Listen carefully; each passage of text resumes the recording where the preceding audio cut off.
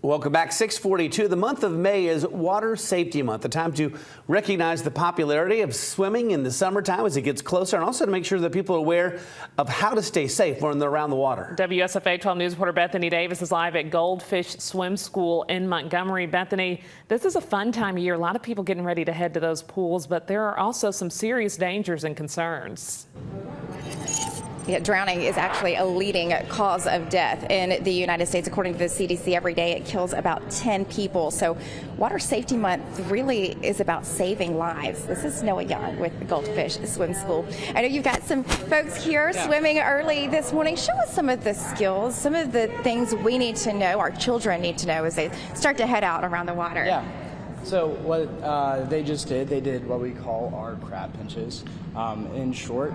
And pretty much what they're doing is learning how to go along the wall. So if they do fall in and they can get back to the wall, they can move to a ladder or a shallower part of the water where they can stand reliably.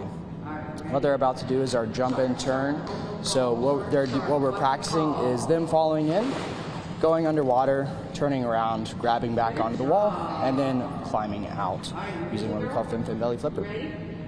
So, you know, in an emergency situation, of course, it's going to happen without them expecting it. And so we want to make sure that we're practicing going underwater,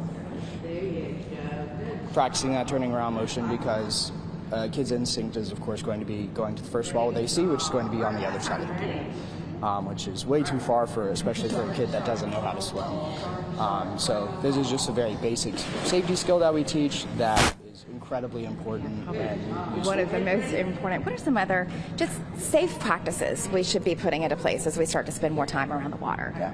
So biggest one is if your child is wearing a life jacket or something, make sure it's Coast Guard certified. On the back, there's always going to be, on the inside, there's always going to be a USCG label if it is Coast Guard certified. So double check all your life jackets or puddle jumpers or whatever you're using around the pool, because otherwise they aren't certified life saving devices.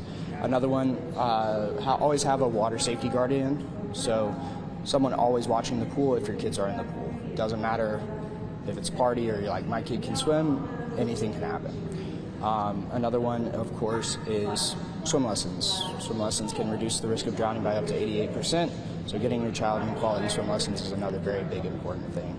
I think a lot of times when we think about water safety and drowning, we go to ages, our mind goes to ages like these little girls, but really we need to be thinking older as well, because drowning is actually the second leading cause of death for children between the ages of 5 and 14. So it's a real concern for teenagers as well. So this month really is for everyone. It's about keeping everyone safe as we start to spend more time around the water.